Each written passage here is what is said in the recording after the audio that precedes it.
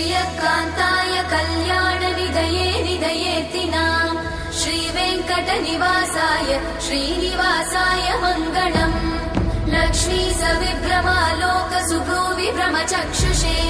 चक्षुषे सर्वलोकानां वेङ्कटेशाय मङ्गलम् श्रीवेङ्कटाद्रिशृङ्गाग्रमङ्गलाभरणाङ्गये मङ्गलानां निवासाय श्रीनिवासाय मङ्गलम् सर्वावयव सौन्दर्य सम्पदा सर्वचेतसां सदा सम्मोहनायास्तु वेङ्कटेशाय मङ्गलम् नित्याय निरवध्याय सत्यानन्दचिदात्मने